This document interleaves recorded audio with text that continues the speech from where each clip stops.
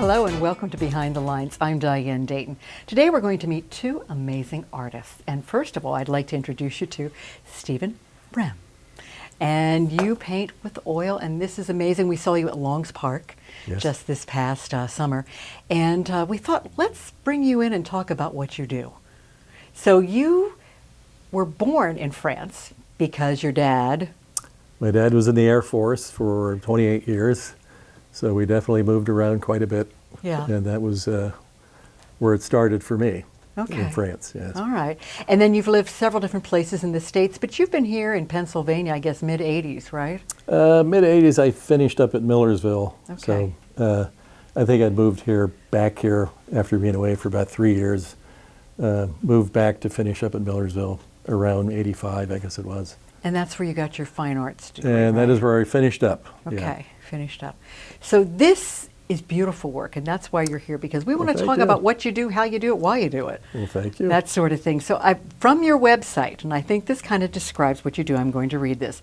There is something about this simplicity and the look of fresh, wet paint that moves my artist's soul, capturing light and shadow with those loose, direct, and vibrant brushwork is my goal, and capturing a gesture or object with as few strokes as needed is what I seek. That about sums it up. It does sum it up. Yeah. What is it about oil painting?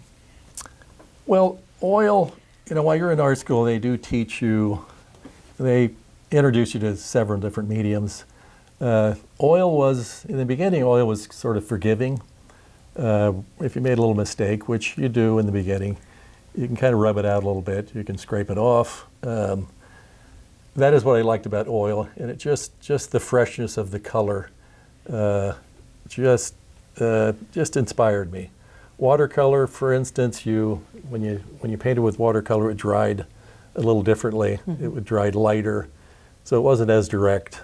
And I do love the slipperiness of oil paint too, because it's wet on wet. You can kind of keep things going, although there's other ways to paint, waiting for layers to dry. I never like that. I kind of get bored with painting after a couple of days, so it's nice to paint wet on wet. I kind of keep things going and to finish things up. Brush strokes. Talk to me about that.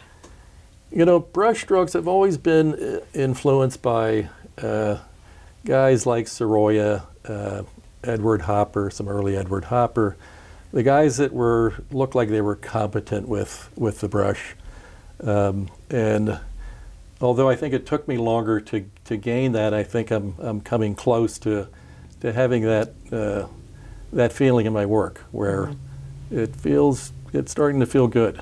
The brush, I look at the brushwork now, and I think I'm approaching those guys, or maybe in a few years I will be. Okay, yeah. Well, it's beautiful. I know this is what stuck out to me, a lot of the oceans that you do. Yeah. Yeah, you love doing that and being in nature, right? Well, that's what landscape painters are all about, being out in nature and then painting what inspires them. You can pass a scene for a few days in your car and maybe not notice it if the light's hitting it a certain way. Mm-hmm. Someday you feel a need to stop and possibly paint it, take a picture or break the easel out and try to capture that moment in time. Yeah. And it's like a need that you have to express to kind of get it off your plate, or it will bug you. I mean, you can look at an ocean scene and just the power of a wave, crashing that moment right before it crashes after coming thousands of miles, and it meets the shore and finally ends. And it's something about that moment kind of influences me to want to grab it. Yeah. Yeah. How do you feel when you sit back and look at a finished piece? Is the painting ever finished? I don't know, right? Is I that? do. Yeah. Knowing when to get away from it is actually key too. It's a process. You just know. I mean, it is. Mm-hmm. Although there are times when if you're working on a bigger piece, you will set it aside, start another one, and kind of come back to it. and you'll spot things. So at times it is not done. I've had pieces in my booth already doing an art show, and I'll spot a couple things, and if it doesn't sell, I'll bring it back in the studio and actually add a couple things to it. So it's fresh eyes to it on different times. So it really does help to kind of look at things with fresh eyes. Yeah. Some artists will actually use a mirror to look at the image, reverse image. That's a good tool to use as well, where you can kind of spot things. Yeah. Well, you do a lot of nature, landscapes. Look at the dog. You know, I paint what I love. I have a couple of dogs that I adore. So that's what inspired me. This whole series of the dogs was my own dogs, and it's evolved into other people's dogs as well. Okay. So I've done some portraits for people, dogs running on the beach. This one is a neighbor's dog that's just doing kind of like a downward dog yoga thing. Absolutely. With the sun shining. Yeah. So it's, I pretty much just paint what I love, and where I travel to, and where I vacation, and where I live. Yeah. And you've got a great place to paint from where you live. I do. Yeah, I live along the Conestoga River, close to the Oregon Dairy. Been there for about 15 years, and I'm still finding spots where I can paint, and looking with new eyes at different scenes, and trees will grow differently, and I'll have to capture it on canvas. Things will present themselves. They seem to always do. Yeah, they do. They do. But you have to take that time to look and allow that moment and that silence too, and the connection, right? You do. It's kind of an unconscious thing. I would think that it's more of a something that just sort of happens. I mean, I don't even really think about it. It's not like a planned thing. I just will notice something and maybe do a double take and maybe look at it with one eye to kind of squint out certain details. Right. And you're always, I drive down the road, I'm always planning a painting for a scene, what I would do, remove this tree, maybe move that garbage can, or something similar to that.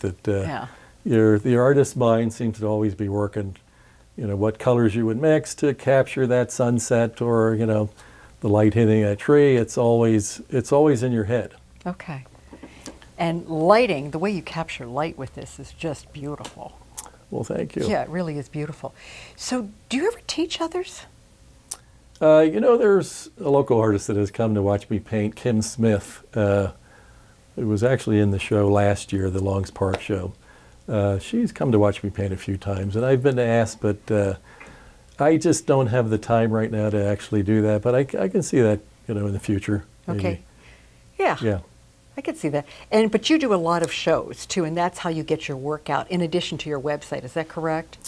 I used to do about 15 shows a year, outdoor shows, similar to the local Longs Park one or Lidditz. Yeah.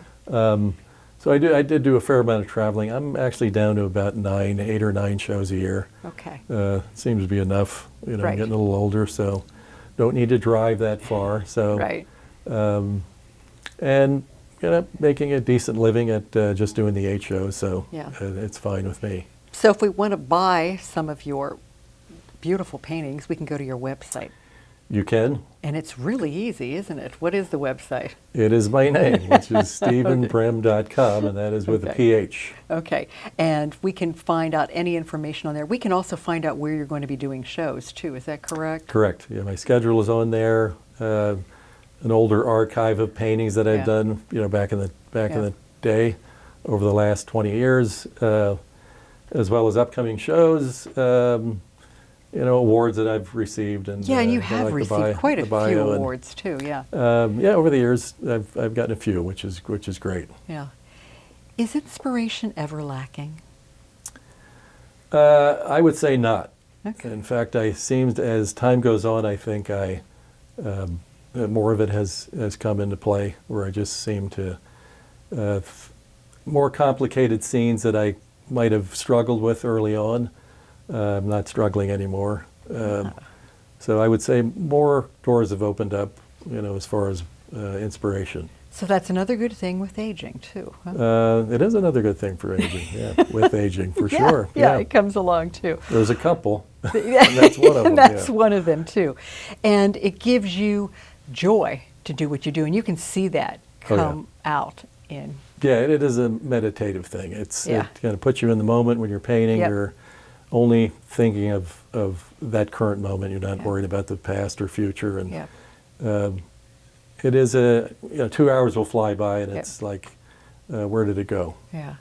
And then when someone buys one of your paintings, how does that feel? That is wonderful, I must say. I mean, compliments are great, but when somebody loves a piece of your work, to purchase it, it is something that it tickles your soul a little bit. Yeah. That somebody would buy and want to hang it, and they'll be looking at it for a long time. So it is kind of a cool part of being an artist. Well, thank to you for have that. coming in and sharing your cool art with us. Well, too. thank you. It's beautiful. It really Thanks for is. having me. I appreciate it. Absolutely. Absolutely. Stay with us. We've got more.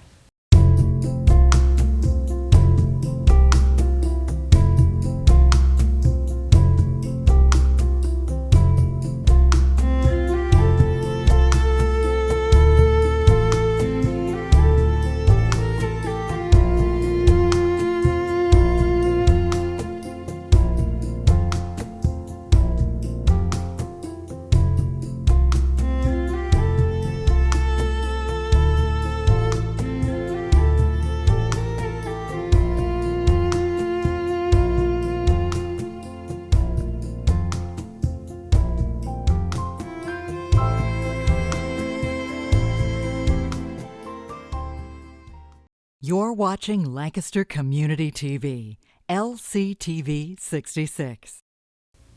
Welcome back to Behind the Lines. We're talking to some artists that are here in Lancaster, and fabulous artists. Boy, Susan Gottlieb, it's great to have you here. It's always a pleasure to be here with you, Diane. Thanks for having me in. It was great to see you at the U.S. Women's Open out at the Lancaster Country Club. You were doing a mural. Yes, I was. That was quite an event, painting live, which is not how I usually operate. Painting live, a really big painting in 1 week, and all these wonderful, exciting people coming through on a moment-by-moment basis. Yeah. It was a whole new experience for me. And we can see it where?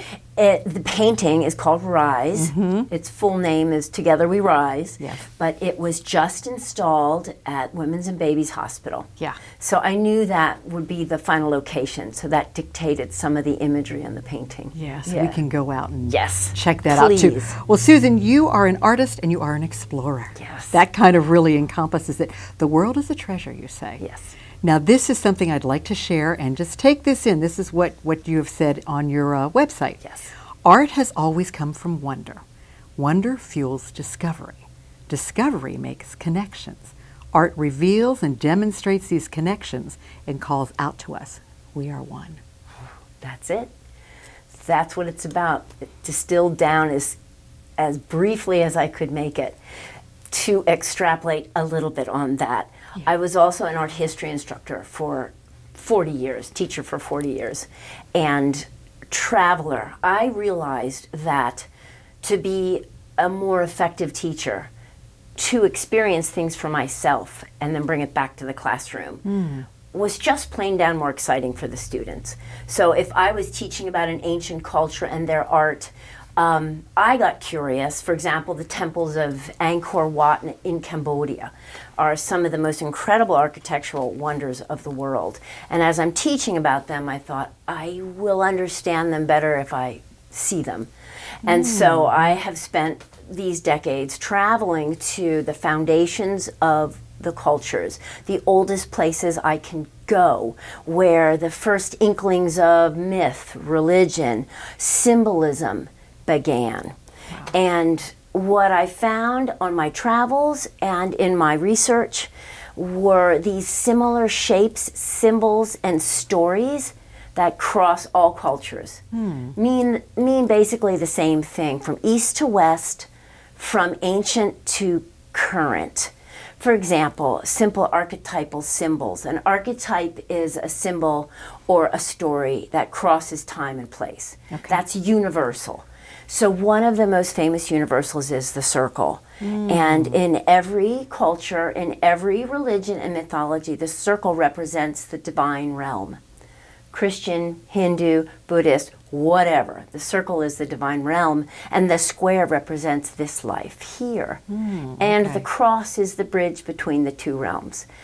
So, and there are other shapes too, but these are some of the basic ones. So in my travels, I see it over and over again in the architecture, in the paintings, in the sculpture, the same use of the circle, the square, the triangle, the spiral. And so, and then in researching the early stories and the myths, the creation stories, for example, they have commonalities to them also. And you realize that these are coming from people trying to understand the workings of this beautiful planet and universe, the wonder of the orb that passes through the day in the sky, or the orb that rises at night, and the movement of the tides, and gee, they connect to that night orb. So these early stories are all coming out of that wonder and that amazement of what is happening, and an attempt to explain. Right. The wonder, art comes from this wonder. That's the origins. And then as you begin to study it, travel it, and look for it, you go, oh my gosh, in your discovery, you see things connect. Yeah. And you realize, oh wow, from one side to the other, the same thing is happening. From this time to that, the same thing. So that's where that statement comes from. Art comes from this wonder, and in studying it, you discover these connections. Yeah. And then you realize we are much more alike than we are different. Yeah. You know, whatever time or country you're talking about. Wow. So, You are a multimedia painter, yes. and you celebrate those connections. Yes. And that's what it's about. The creative process is your path, and the world is your school, you say. Exactly. What do we have here? So I just brought a few small pieces down today. I work all kinds of ways. I like to work with multimedia, which means collage, acrylic, paint, pen. The paintings dictate that, and the subject too. I'm led by what it is I'm painting. I have a show up right now. It's all sky and water. Sometimes I work floral. Sometimes I work still life. Sometimes I work abstractly or non-objectively. Abstraction is when there is subject matter, but you manipulate it a little. You might simplify it, distort it, or distill it. Non-objective means you're not working off an object. There's no object. It's non-objective. There's no objects. It's just paint, collage, edges, color, space. So in these cases, I'm working non-objectively with vintage sheet music, concepts that I love, dancing, the sun, roar. As I think about my young granddaughter, young women. She is, my nickname as a child was Tiger. My mother called me Susie Tiger, and she called me that to make me strong, because I was shy and receding. And my 13-year-old granddaughter, I gave her the name Tracy Tiger because she is powerful. Wow. And I want her to recognize her heritage. Wow. So I like to work non-objectively, but usually there's some theme or commentary, some joyful component. The sunflowers, how can you pass up the sunflowers in the fall? Oh, yeah. When they're orange and red and yellow. So Yeah. I respond to the world around me. People ask, what kind of art do I do? And I say I'm more of an abstract impressionist, where I gather impressions of things I've seen, places I've been, ideas I love, and then I work them in a more of an abstract way. And you've been an artist since what age, Susan? I was one of the kids in elementary school who liked to draw. Oh, okay. I loved to draw horses back then. Yeah.